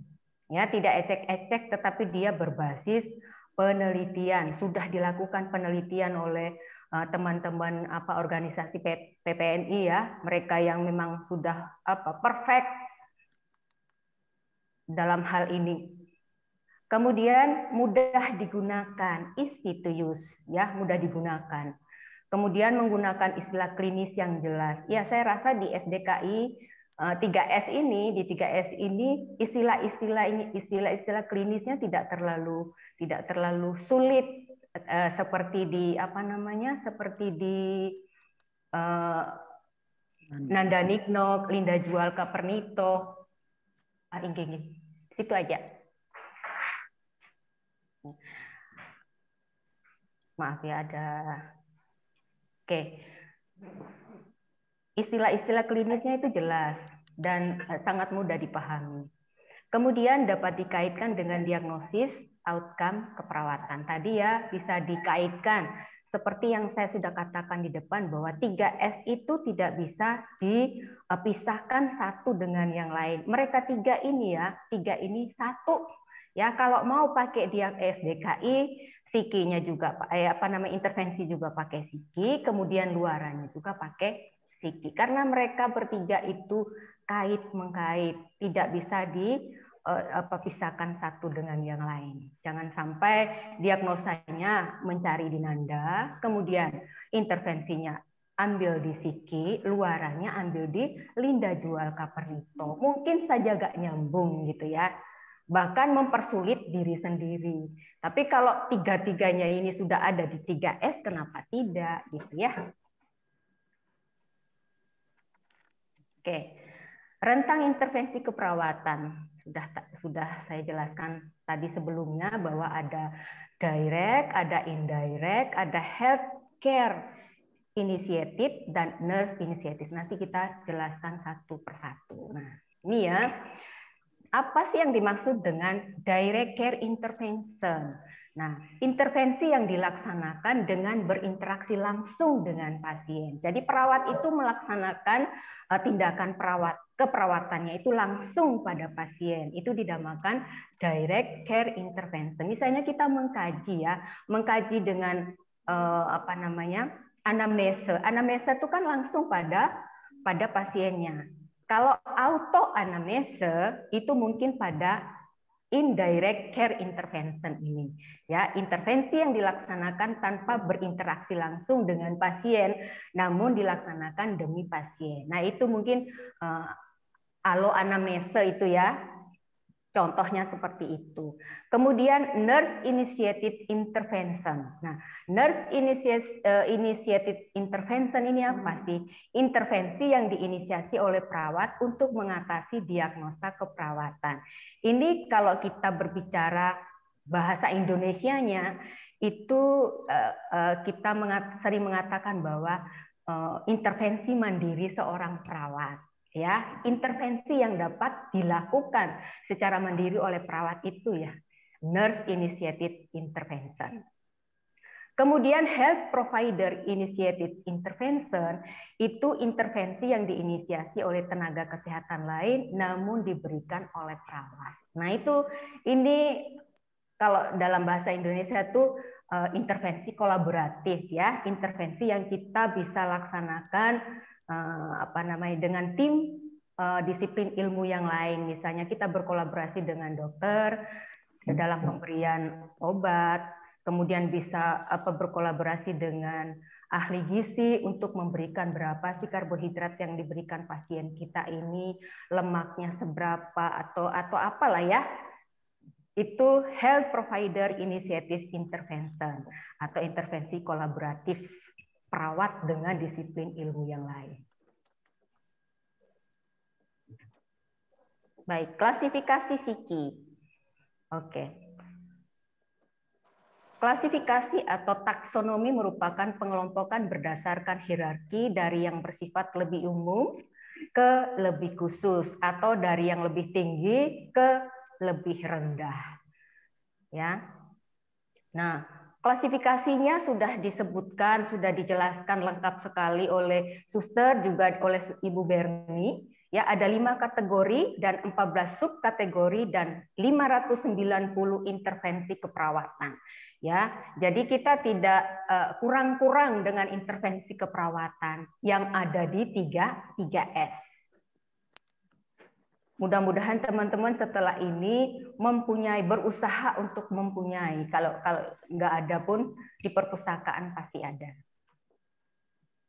Tapi kalau sebisa mungkin, karena ini bekal kita tidak hanya untuk di pembelajaran perkuliahan di sini saja, tetapi setelah Anda lulus dari sini pun tetap memakai yang namanya 3S ini, dimanapun Anda berada. Karena kita ini masih perawat Indonesia, kecuali Anda sudah pergi ke luar negeri, 3S sudah Anda nggak pakai lagi mungkin ya.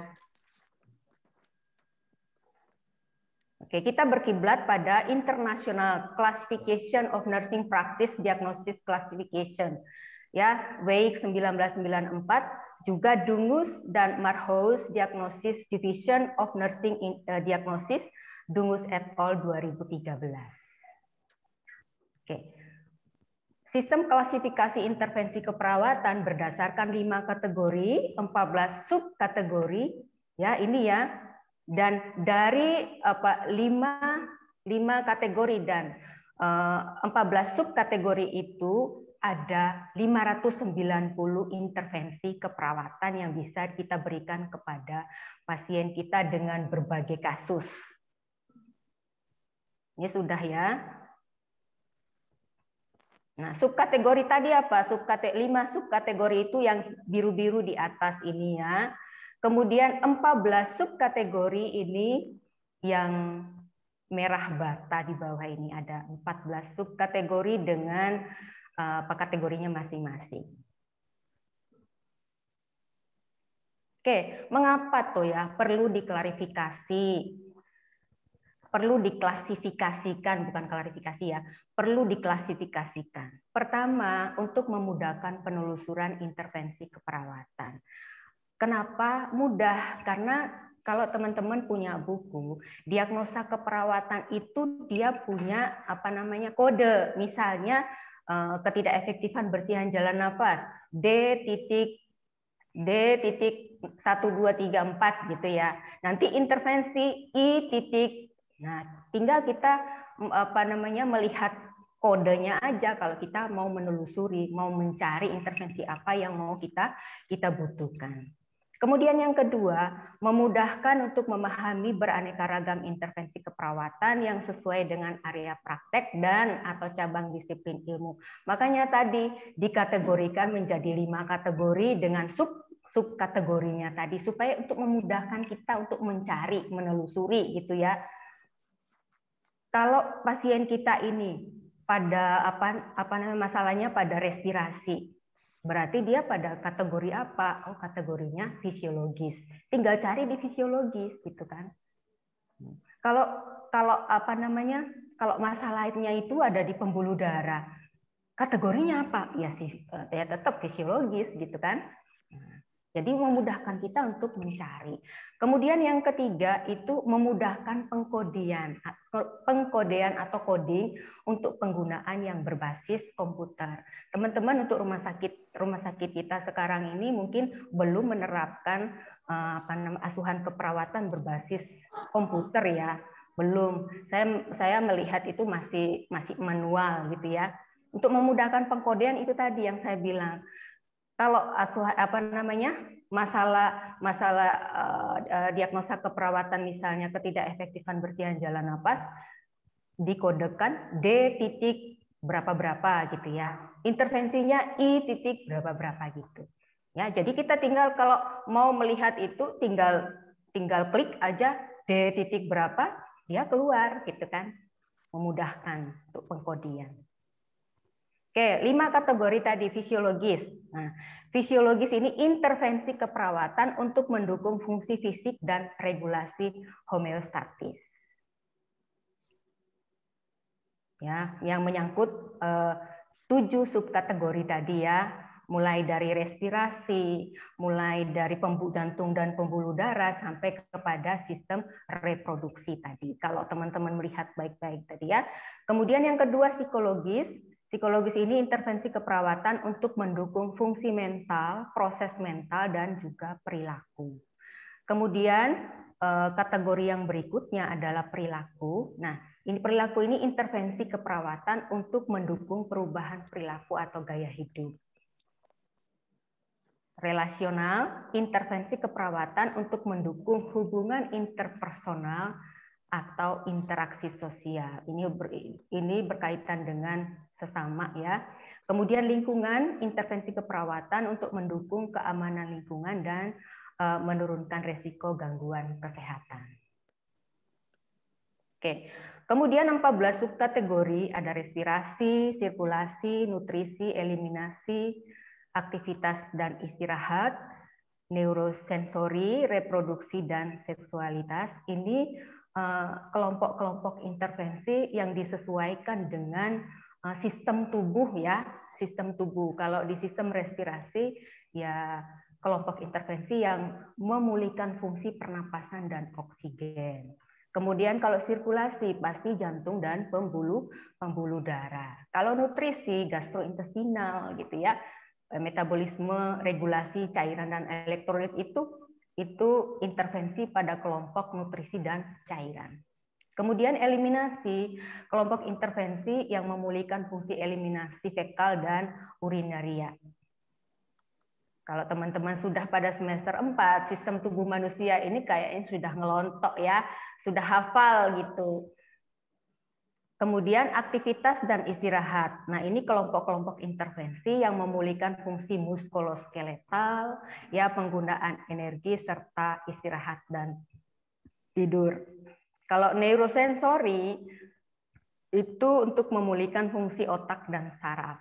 Reproduksi dan seksualitas itu intervensi yang melibatkan fungsi reproduksi dan seksualitasnya. Nah, kalau Suster Margareta tadi menjelaskan tentang maternitas dan lain sebagainya, itu masuk di mana? Mungkin masuk di subkategori yang ini ya, yang ketujuh ini ya, reproduksi dan seksualitas ini.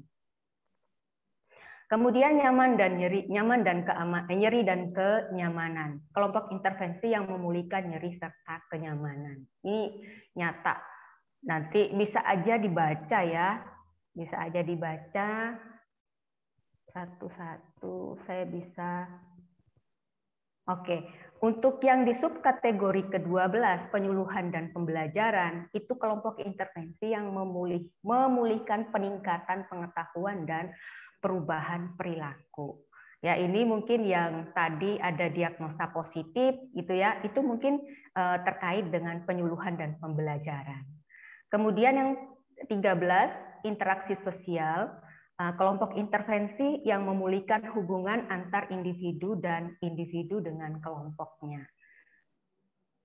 Yang ke-14, keamanan dan proteksi, itu kelompok intervensi yang memulihkan keamanan dan menurunkan resiko cedera akibat ancaman dari lingkungan internal maupun eksternal.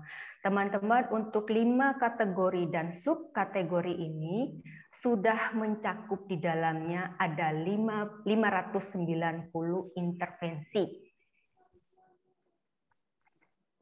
Oke, komponen psiki. Nah, komponen psiki ada intervensi dan tindakan. Nah, intervensi keperawatan adalah segala treatment yang dikerjakan oleh perawat yang didasarkan pada pengetahuan dan penilaian klinis untuk mencapai luaran atau outcome. Ya, outcome. Sedangkan untuk tindakan keperawatan, perilaku spesifik yang dikerjakan oleh perawat untuk mengimplementasikan intervensi. Kalau intervensi itu masih rencana gitu ya. Masih rencana. Tapi kalau sudah tindakan itu sudah aktual, sudah dilakukan oleh perawat kepada pasiennya untuk mengatasi masalah yang dialami oleh pasien. Oke, komponen intervensi keperawatan ada label, ada definisi, dan ada tindakan. Label, nama dari intervensi yang merupakan kata kunci untuk memperoleh informasi tentang intervensi tersebut. Nanti saya tunjukkan contohnya, label itu yang mana, definisi itu yang mana, tindakan itu yang mana. Ya. Kemudian definisi, makna dari label, ya makna dari label, intervensi berupa perilaku yang dilakukan oleh perawat. Kita lihat satu-satu. Tindakan, rangkaian aktivitas yang dikerjakan oleh perawat untuk mengimplementasikan intervensi keperawatan. Oke, nah ini tadi yang saya sebutkan tadi, yang ada yang label intervensi, ada yang definisi tindakan. Nah, kita lihat contohnya ya, manajemen jalan napas. Kalau tadi diagnosa keperawatannya adalah bersihan jalan napas tidak efektif. Intervensi yang dilakukan adalah manajemen jalan napas. Ya, ini ada kodenya I0000 dan X dan seterusnya. Nanti bisa dilihat di buku Psiki ya, buku Psiki standar intervensi keperawatan ini sudah ada kodenya masing-masing. Kemudian definisi dari manajemen jalan napas itu apa sih? Ya, ternyata dia bilang mengidentifikasi dan mengelola kepatenan jalan napas. Itu definisi dari label intervensi tadi, yaitu manajemen jalan napas. Kemudian tindakan. Tindakan tadi kan sudah disebutkan tadi ya, segala macam rangkaian aktivitas yang diberikan kepada pasien. Nah, tindakan ini menyangkut 4 hal tadi yang sudah saya sebutkan di atas. Ada observasi, ada terapeutik, ada edukasi, dan juga ada kolaborasi. Nah, untuk manajemen jalan napas, observasinya apa? Monitor pola napas, monitor bunyi napas, monitor sputum, warna, dan juga karakteristiknya seperti apa. Kemudian yang kedua, setelah monitornya sudah selesai, ya, kita melangkah ke tindakan yang berikutnya adalah terapeutik. Setelah sudah tahu nih, ya, setelah kita monitor pola napasnya, ternyata frekuensi napasnya sekian-sekian. Loh, kok 30 kali per menit ya, gitu ya. Nah, lalu kita melangkah ke tindakan berikutnya adalah terapeutik. Ya, terapeutik ngapain? Kita mempertahankan kepatenan jalan napas, ya, dengan head lead chin. Ini terlalu gede ya, mungkin posisikan posisi semipolar dulu. Ya, berikan minum air hangat kalau memang di atas itu karena sputum yang berlebihan. Itu ya. Kemudian lakukan fisioterapi dada untuk meluruhkan sekret-sekret yang nempel di paru-paru, di jalan napasnya. Itu ya teman-teman ya. Jadi setelah observasi dilakukan tindakan terapeutik. Tindakan ini serangkaian kegiatan yang diberikan kepada pasien yang meliputi observasi, terapeutik, edukasi, dan kolaborasi. Setelah tindakan terapeutik dilakukan, kita masuk ke tindakan edukasi. Ajarkan teknik batuk efektif. Ya, ajarkan teknik batuk efektif. Kemudian masuk kalau memang ada kolaborasinya. Kita berkolaborasi untuk apa? Kolaborasi pemberian bronkodilator, ya, bronkodilator, mukolitik jika perlu, ya teman-temannya jika perlu.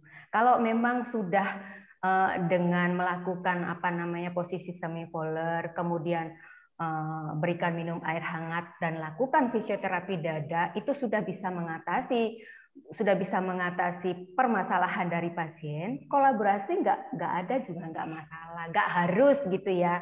Tapi kalau memang harus dilakukan, ya harus dilakukan. Misalnya kalau nyeri di skala 4 dari 0 sampai 4 itu kamu bisa lah hanya memberikan teknik relaksasi atau distraksi. Ya nggak bisa, harus harus berkolaborasi dengan memberikan obat analgetik. Itu ya teman-teman ya. Jadi itu tadi ada label, ada definisi, ada tindakan, dan ini referensi. Ya, jadi hal-hal yang dikemukakan di atas ini ada referensinya. Referensinya ada di bawah ini. Nah, jadi tidak ecek-ecek, tidak hanya asbun, tapi itu berdasarkan apa? Berdasarkan evidence based practice. Ya, textbook globlet teman-teman ya. Ya, mudah-mudahan dipahami ya. Ya, dengan diagnosa keperawatan bersihan jalan napas tidak efektif, itu intervensinya apa? Manajemen jalan napas. Jadi nanti kalau teman-teman membuat asuhan keperawatan, membuat perencanaan, itu didahului dengan diagnosa keperawatan, ya. Lalu intervensinya apa? Lalu buat tindakan seperti ini, ya, mulai dengan observasi, terapeutik, edukasi, dan kolaborasi. Oke, ini contoh yang kedua. Contoh yang kedua saya ambil contoh nutrisi kurang dari kebutuhan tubuh. Nutrisi kurang dari kebutuhan tubuh itu diagnosa diagnosa codingnya saya lupa ya, nanti bisa dilihat di buku SDKI. Nah, untuk apa sih intervensi yang dilakukan untuk nutrisi kurang dari kebutuhan tubuh? Oh, ternyata melakukan manajemen nyeri. Nah, kodenya I.03 dan seterusnya. Ya, lah apa itu manajemen nyeri? Lah, manajemen nyeri mengidentifikasi dan mengelola asupan nutrisi yang seimbang. Apa saja tindakannya? Tindakannya tetap sama. Mau diagnosa apa saja, tetap ada tindakan observasi terapeutik, edukasi kolaboratif. Meskipun dalam pelaksanaannya kemungkinan kolaborasi nggak ada, ya, kemungkinan besar, ya. Tapi harus dimulai dengan observasi terapeutik, edukasi dan kolaborasi. Saya ulang-ulang ini supaya teman-teman paham, ya. Nanti membuat diagnosa keperawatan, lalu intervensinya itu harus mencakup tindakan ini, ya. Ada observasi, terapeutik, ada edukasi, ada kolaboratif. Jangan sampai belum ada observasinya, tahu-tahu sudah ada terapeutik dan juga edukasi serta kolaboratif. Itu banyak ditemukan sebelum-sebelumnya, ya. Banyak ditemukan. Jadi mumpung kita masih awal begini, teman-teman mudah-mudahan lah ya, mudah-mudahan diikuti seperti contoh ini. Lalu seperti biasa, referensinya selalu ada, ya. Jadi tindakan-tindakan yang dilakukan untuk mengatasi nutrisi kurang dari kebutuhan tubuh itu ada referensinya di bawah ini. Ya, jadi tidak hanya asal asbun gitulah. Ya memang dari dulu kalau nutrisi kurang dari kebutuhan tubuh tuh makan sedikit tapi sering. Ya, tapi harus ada apa? Harus ada based on book-nya.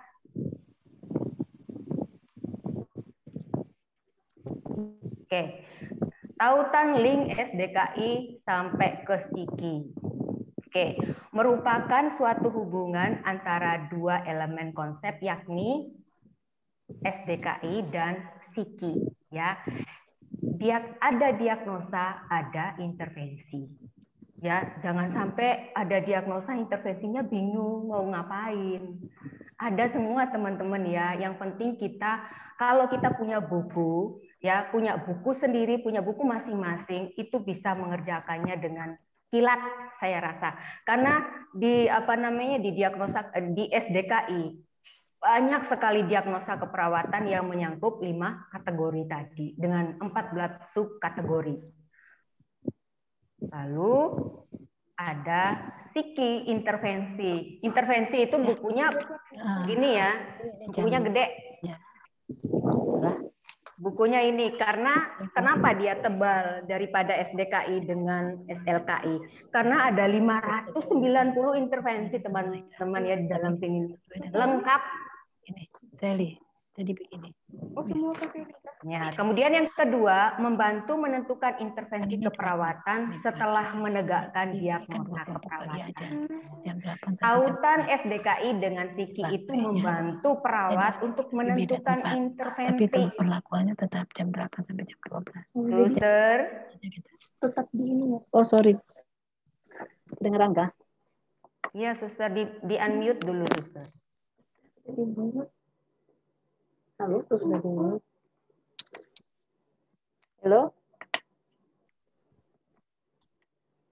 Ya, teman-teman ya. Jadi tautan SDKI dengan psiki itu memang harus satu gitu, membantu menentukan intervensi keperawatan setelah menegakkan diagnosa keperawatan. Kemudian yang berikut adalah tautan ini bukan untuk menggantikan clinical judgment perawat, bukan ya.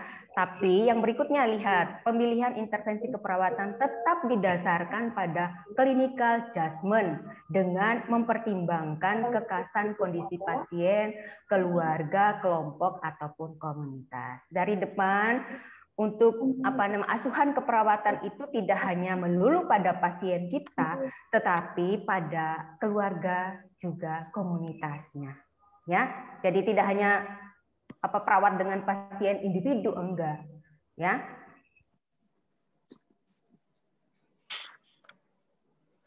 Oke, karakteristik tautannya bersifat komprehensif. Satu diagnosa keperawatan bertaut dengan multi intervensi, ya. Banyak intervensinya. Ya, tidak bersifat perspektif namun lebih bersifat rekomendasi. Tautan ini memberikan gambaran tentang kemungkinan-kemungkinan intervensi yang dapat dijalankan untuk mengatasi diagnosa keperawatan. Memang itu dibuat supaya kita menemukan satu kesepakatan atau satu kata, satu kalimat, ya. Namanya juga kita ini perawat Indonesia itu banyak loh ya, dari barat sampai ke timur, dari Sabang sampai Merauke, dibuat standar seperti ini supaya kita itu mempunyai keseragaman. Ya. Kemudian berikut yang memiliki tingkatan atau level yang berbeda dalam mengatasi suatu diagnosa, intervensi utama dan intervensi penunjang. Nah, satu diagnosa keperawatan itu dia ada intervensi penunjang dan juga intervensi utama. Nanti kita lihat apa itu intervensi utama dan intervensi penunjang. Baik. Level intervensi, level 1 itu intervensi utama, level 2 intervensi pendukung. Nah, level 1 merupakan intervensi prioritas. Ya, intervensi prioritas. Kalau karena bersifat resolutif, ya, karena bersifat resolutif. Kemudian memiliki kesesuaian terbaik dengan diagnosis atau etiologi diagnosis keperawatan. Memiliki banyak tindakan-tindakan yang dapat mengatasi masalah, dapat digunakan pada berbagai setting, efektivitas intervensi banyak diungkapkan dalam riset. Nah, untuk level 1 ini ya, level 1 ini intervensi memang intervensi yang prioritas ya. Intervensi prioritas ini kalau kita berikan bisa mengatasi sudah bisa mengatasi masalah pasien, intervensi pendukungnya tidak harus, nggak apa-apa gitu ya. Oke, di level kedua, intervensi pendukung. Bukan merupakan intervensi prioritas. Karena dia bukan bersifat resolutif, tapi hanya penunjang. Kalau memang pada diagnosa masalah keperawatan itu dilakukan dengan intervensi 1 atau level 1 tadi belum bisa menyelesaikan atau mengatasi persoalan pasien, maka kita pakai level yang kedua. Ya, untuk menunjang saja sih sebetulnya, dia bukan intervensi prioritas. Oke, pertimbangan pemilihan intervensi. Ya, pemilihan intervensi keperawatan sesuai kondisi pasien merupakan bagian dari clinical judgment perawat. Yang kedua, aspek yang dipertimbangkan untuk menentukan intervensi. 1, karakteristik diagnosis keperawatan. 2, kriteria hasil pasien yang diharapkan. Tergantung diagnosa keperawatan, masalah keperawatannya apa, lalu kemudian setelah dianalisa kira-kira kriteria hasil yang mau dicapai itu apa, lalu kemampuan perawat dalam menyelesaikannya itu seperti apa, ya, dan juga penerimaan pasien. Kita boleh mengatakan bahwa permasalahan ini bisa dilakukan dengan tindakan A. Tetapi kalau pasiennya nggak mau dengan tindakan A, masa kita paksa? Nggak bisa kan? Ya, kita harus berdasarkan prinsip etik autonomi. Ya, berdasarkan pasien. Kalau dia nggak mau, kita nggak bisa paksa. Meskipun kita sudah jelaskan bahwa tindakan ini bisa memberikan kebermanfaatan seperti ini. Nah, setelah itu kalau pasiennya masih juga belum mau, kita nggak bisa maksa juga, ya.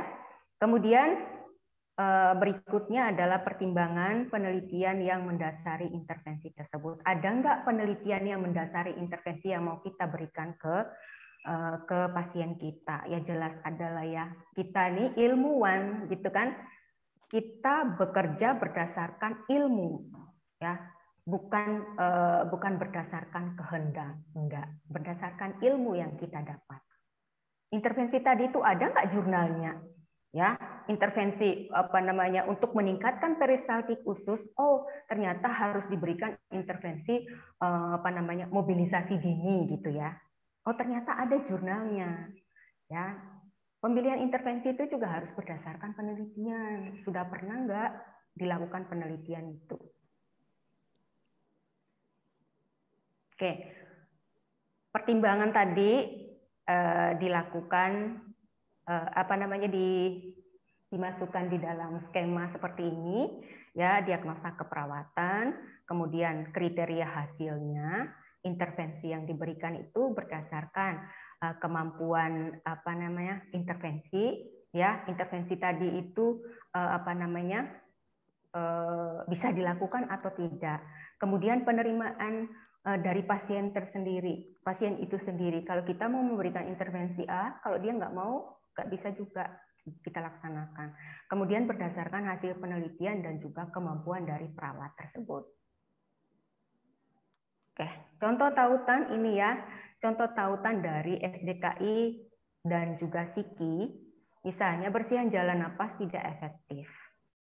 Intervensi utamanya adalah latihan batuk efektif dan manajemen jalan napas. Ya, intervensi pendukungnya tuh banyak, ya. Intervensi pendukungnya ini sampai ini, mulai dari edukasi, manajemen jalan napas, sampai ke terapi oksigen. Oke, bersihan jalan napas ini kalau memang latihan dengan intervensi dengan latihan batuk efektif ini dan juga manajemen jalan napas ini sudah bisa mengatasi bersihan jalan napasnya, ya nggak usah pakai intervensi pendukung, di atas aja gitu ya. Tapi kalau sudah dilakukan latihan batuk efektif, ya, sudah dilakukan manajemen jalan napas, tapi tetap aja jalan napasnya kok tetap aja tidak berkurang gitu ya, jalan napasnya kok belum efektif juga gitu. Ya, kita pakailah di bawah. Mungkin dikasih fisioterapi dada misalnya. Nah, gitu ya. Jadi intervensi pendukung ini nggak harus dilakukan. Kalau memang dengan intervensi utama sudah bisa mengatasi masalah, itu oke. Oke, kesimpulan dari saya, semakin lengkap standar profesi yang dibutuhkan dalam melaksanakan praktek keperawatan, semakin dapat menjamin mutu praktek dan keselamatan klien dalam asuhan keperawatan yang diberikan oleh perawat. SIKI diharapkan tidak hanya bermanfaat dalam pelayanan dan pendidikan, namun dapat masuk ke dalam sistem jaminan kesehatan nasional sebagai upaya peningkatan mutu pelayanan. Dan yang terakhir, SIKI juga diharapkan dapat bermakna dalam aspek penghargaan dan kesejahteraan serta perlindungan bagi perawat. Nah, ini tugas kita, meskipun kita ini masih calon-calon perawat, tapi ke depannya kita mengarah ke sana. Dan itu tugas kita ya, tugas kita untuk memberikan pelayanan yang terbaik bagi pasien-pasien kita, bagi sesama kita yang membutuhkan. Baik, Ibu Berni, saya rasa dari saya cukup sekian. Terima kasih Ibu Kristi, Ibu Teresia Damini, maksud saya. Iya, Bu. Terima kasih banyak atas pemaparannya yang luar biasa, dari Sister juga tadi, Ibu Teresia juga. Baik, ini waktu sisa beberapa menit, semoga tidak terlift kita sendirinya ya, karena kita kontrak waktu sampai pukul 16 dengan Zoom ya, biasanya terkunci dengan sendirinya. Waktunya habis, iya, karena kita punya waktu sangat singkat. Nanti kalau ada yang nggak sempat bertanya, bisa japri pribadi ya, japri pribadi daripada penasaran, nanti kok nggak ada bertanya, tetap membuka peluang pertanyaan. Ya, kita antisipasi supaya tidak nanti kita terkeluar dari Zoom kok nggak diberi kesempatan bertanya, tidak demikian. Tetap pertanyaan dilanjutkan lewat japri. Silakan saya buka sekarang, mumpung masih ada waktu, yang mau bertanya ditujukan kepada siapa, silakan.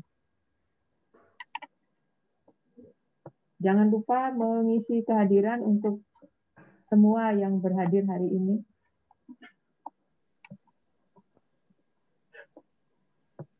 Halo? Masih Bingung mereka.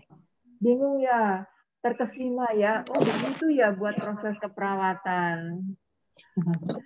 Semangat ya, pelan-pelan belajarnya. Semoga nanti berhasil begitu ya. Nanti kalau sudah ketemu kasus-kasusnya ya, jadi aplikasinya seperti apa, membuat diagnosa berdasarkan data, analisa dulu, nanti dilanjutkan dengan diagnosa, seterusnya membuat luaran dan intervensi begitu. Jangan khawatir ya, nanti kalau memang kesulitan datang aja kita bimbingan gitu ya Ibu Berni ya. Iya, betul sekali. Masalahnya nanti dalam RLE juga ada pembimbingnya, setiap kelompok ada pembimbingnya masing-masing. Jadi yang penting dari Anda tuh nggak bisa tuh sembarang ngambil dari internet, karena di internet itu mungkin tidak menggunakan SDKI, sedangkan kita sekarang ya sudah diwajibkan oleh PPNI karena kita tinggal di Indonesia, jadi gunakanlah buku keperawatan di Indonesia. Saya bukan jualan loh ya, tapi memang undang-undangnya demikian ya. Saya bukan jualan, kok memaksa harus punya buku. Nah gitu ya. Ya usahakan Anda punya, nggak harus sekarang. Ya semoga nanti RLE harapannya punya buku ya. Harapannya punya gitu ya. Kalau beli di PPNI, saya Suster Marga Bu Teresia Jamini itu beli langsung dengan PPNI, jadi langsung kontak orangnya, memang mahal. Nah mungkin yang beli di Jogja itu lebih murah ya. Kalau satu paket mungkin 100.000. Saya dengan Bu Teresia Jamini itu mau habis 180.000 3 buku. Jadi satu paket 3 buku isinya ya. Triple S begitu. Halo semua, silakan yang mau bertanya. Kayak masih ngawang-ngawang gitu ya, ngawang-ngawang, masih kayak bayang-bayang gitu ya. Iya. Iya, bingung mau nanya apa gitu. Iya, diagnosa itu kayak apa? Kita lewat Japri aja. Luaran kayak apa gitu ya, intervensi lagi kayak apa ya, karena Anda belum menemukan kasusnya mungkin ya. Jadi nanti kalau ada keluhan-keluhan itu kan mengkaji pasien, mencari data subjek, data objek. Subjek itu yang pasien ungkapkan, oh saya mual. Nah, kan ada keluhan utama, misalnya diare, baru pengkajian beberapa lama diare, karena makan apa, dan seterusnya, bla bla bla bla. Lalu ada pemeriksaan fisik. Lalu tanda-tanda ini menunjukkan kekurangan volume cairan kah? Iya kan? Karena diare tadi, atau nyeri mungkin, atau mungkin apa namanya intoleransi aktivitas, orang diare kan lemes jadi intoleransi aktivitas, atau mungkin resiko jatuh karena lemes, seperti itu. Lalu kita mau buat apa terhadap diagnosa yang sudah kita temukan? Nah, kita lihat luarannya, kita lihat intervensinya, pakai buku ya, karena belum hafal tentunya ya. Nanti kalau di rumah sakit mungkin sudah diplot nih, kalau diagnosa ini nih yang muncul luarannya gini, ininya begini, jadi tinggal klik saja. Tapi kalau masih mahasiswa, nulis one by one, lihat buku teks gitu. Ya sama nurse yang sekarang sedang melaksanakan praktek di rumah sakit juga demikian, mereka sudah punya bukunya, ya, ketemu kasusnya langsung mengerjakan gitu. Nanti saya akan sosialisasi lagi bagaimana menjalankan RLE 1 nanti yang akan datang ya. Mudah-mudahan tanggal 22 atau 23 saya sudah sosialisasi. Nanti saya kontak Rian lagi untuk menentukan waktunya yang tepat kapan. Seperti itu. Yang pasnya kapan? Antara tanggal 22 dan 23. Waktu kosongnya kapan? Atau lebih baik tanggal 21 atau tanggal 22. 21, 22 asal jangan pagi. Ya, saya bisa, tapi kalau saya ada waktu tuh siang, kalau pagi masih penuh waktunya. Siang hari. Sudah ada yang terpikirkan untuk bertanya? Untuk sementara belum ada Bu, soalnya baru-baru aja kan Bu. Kecuali misalnya ada gambaran kayak belajar kasus mungkin. Oh, belajar kasus gitu ya. Belum belajar ya, kasus. masih memahami nanti kasusnya. Masih memahami apaan tuh gitu ya. Tidak apa-apa ya. Jadi ketemu kasusnya dulu ya. Ya sambil berjalan, saya screenshot dulu layar pertama. supaya saya dokumentasikan. Ini sudah saya recording, nanti selanjutnya mungkin besok akan diunggah oleh Mas Randy di Babsi di YouTube supaya ada kenangan kita. Bentar. Kita lihat dulu.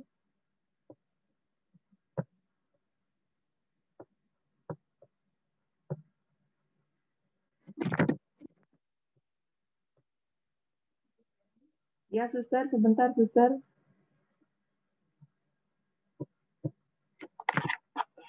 Atau ada yang bertanya untuk Suster atau untuk Bu TJ? Oh, nggak apa-apa, sampaikan Suster, silahkan. Saya masih proses.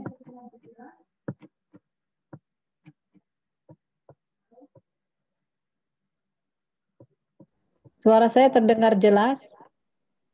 Jelas Sekarang kami, terdengar Suster. jelas, Suster. Oke, baik. Terima kasih Sindri ya, walaupun masih bingung-bingung tapi berani mengungkapkan bingung apa yang mau ditanyakan ya.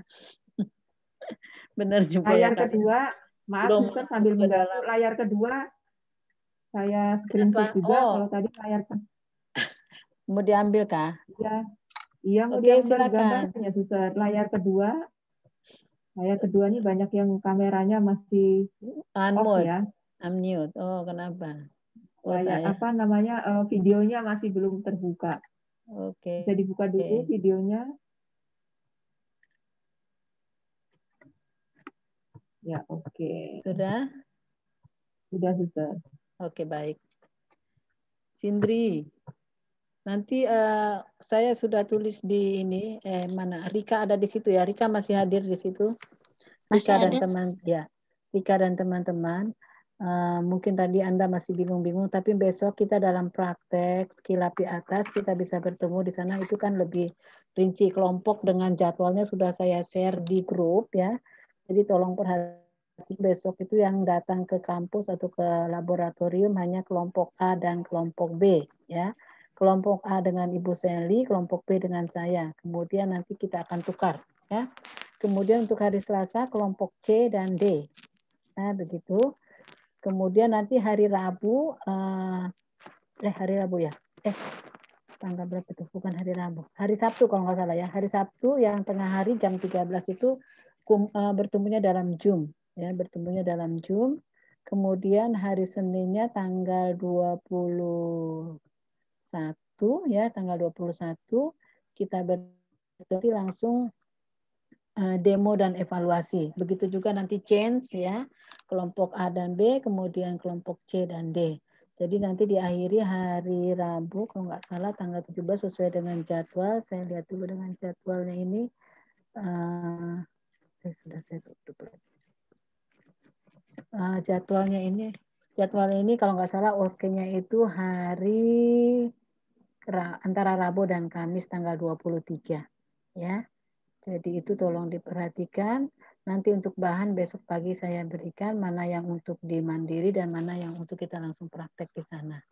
Jadi kita tidak mengumpul bersama-sama di ruang laboratorium karena saya lihat juga ada mahasiswa lain di tempat yang lain. Jadi nanti mungkin kita akan menggunakan ruang maternitas dan pediatrik. Begitu. Untuk kelompok A, di situ nomor pertamanya adalah kalau nggak salah Ari ya. Kemudian kelompok 2 itu kelompok B siap Cendri ya. Ya. Nah, jadi Ari dan Cendi sebagai ketua kelompoknya yang mempersiapkan alat dan segalanya kepada minta izin kepada Ibu Teresia Labitubun atau Ibu Elsa di atas. Baik, Suster. Oke. Baik, Suster. Ya. Gunakan maskernya Anda ya. Maskernya tetap digunakan ya.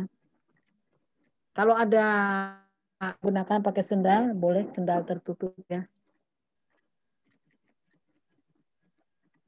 Oke, saya rasa itu saja. Terima kasih untuk perhatiannya. Ya, terima kasih untuk kebersamaannya dan juga terima kasih kepada Ibu Berni dengan Ibu Tresia Jamini yang memberikan kita kesempatan untuk kita mengenal apa itu 3S ya yang sudah didengung-dengungkan. Tetapi itu memang kita perlu latihan yang terus-menerus sehingga kita mulai memahami seperti kalau kita menjadi payung kita atau bisa dikatakan stetoskop kita yaitu tentang asuhan keperawatan ini ya.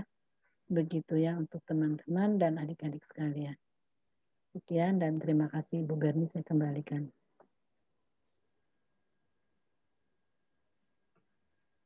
Baik, Suster. Terima kasih, Suster, telah menjadi pemateri untuk RRI nanti. Dan Ibu Tresia Jamini, mungkin beliau sudah lihat dari Zoom ini. Terima kasih atas kehadiran semuanya, rekan-rekan yang bisa berhadir sore ini. Sepertinya ada yang masih belum berhadir gitu ya. Semoga materi-materi yang sudah dipaparkan oleh semua pembicara tadi bisa dipahami ya, tidak apa-apa, pelan-pelan. Nanti kalau sudah ketemu kasusnya, mudah-mudahan bisa diaplikasikan. Tetap sehat, tetap semangat, jangan lupa bahagia. Terima kasih. Terima kasih. Kita tutup dengan doa. Terima kasih, Ibu. Terima kasih, Bu. Sama-sama. Terima kasih, Suster. Terima kasih. Terima kasih, Suster. Silakan. Terima kasih, Suster. Yuk. Saya minta tadi yang doa Putri ya, sekarang Putra deh. Putra, silakan mimpin doa. Sisko atau Yatno diantaranya. Bayu. Bayu belum ya pimpin doa, silakan. Ada apa? Pimpin doa Bayu. Bayu. Baiklah, baiklah saya akan memimpin doa untuk mengakhiri pertemuan hari ini. Saya pimpin dalam agama Muslim Islam. Baiklah, berdoa dimulai. Bismillahirrahmanirrahim. Terima kasih kepada Allah atas anugerah yang diberikan kepada Allah untuk pertemuan hari ini. Semoga materi yang telah diajarkan oleh dosen-dosen kami dapat diingat dan diimplementasikan pada masa nanti. Alhamdulillah. Amin. Terima kasih. Amin. Terima kasih Kak Bayu. Terima kasih. Terima kasih, Kak Bayu. Terima kasih, Kak Bayu. Terima kasih, Ibu. Terima kasih, Suster. Terima kasih, Ibu. Semuanya. Dadah. Sampai pondok. Terima kasih, Bu. Terima kasih, Suster semuanya. Terima kasih, Bu. Terima kasih, Suster. Terima kasih. Oke. Lip ya. Terima kasih semua.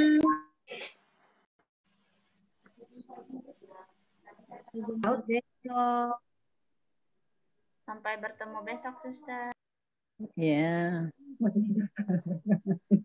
Masih foto-foto kali. Dadah semuanya. Ada aku. Dadah Ibu. Selamat sore.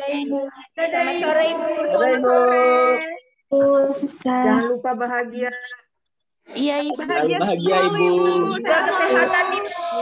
Bahagia. Elsa sama Tasya jangan lupa kita jogging sore hari ini lah. Ido juga jangan lupa kita login ya.